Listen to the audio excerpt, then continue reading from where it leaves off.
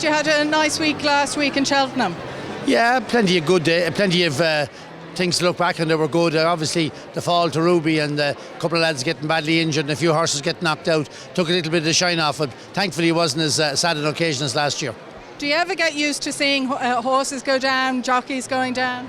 No, you never get used to it. You get to accept it. That it's part of the industry you're involved in, but you never get used to it. I mean, nobody ever gets used to bad things. You get to accept them. But bad news or bad incidents or bad accidents, it's not something you get used to.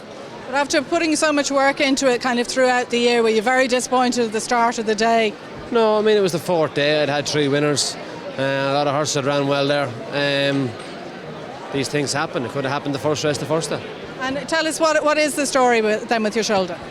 I don't know. I have to see a specialist later in the week and a full prognosis then when the swelling has gone down, but we'll know later in the week. Are you in much pain?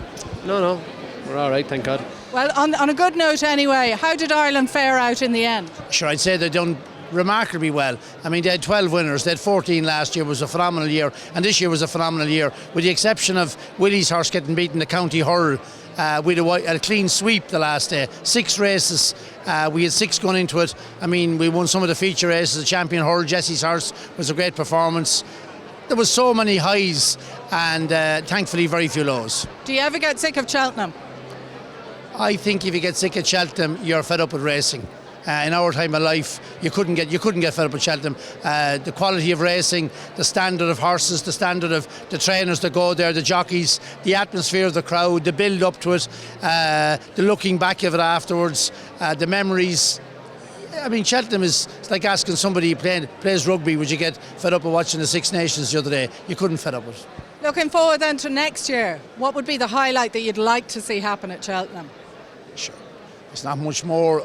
I mean, I'd like to see us maybe go back and win another Gold Cup. At Christmas this year, if you had said to me that we'd fight out to finish at the Gold Cup with those 2 horses, I would have said you were mad. But that's the way the Gold Cup can turn out. So I would like to think that we'd win a Gold Cup again. Maybe win the Champion Hurl again. Sure, what more could we do? I mean, there isn't any more you could expect if we can sustain the level we're at. And it looks like we can. We're a force to be reckoned with for quite a while.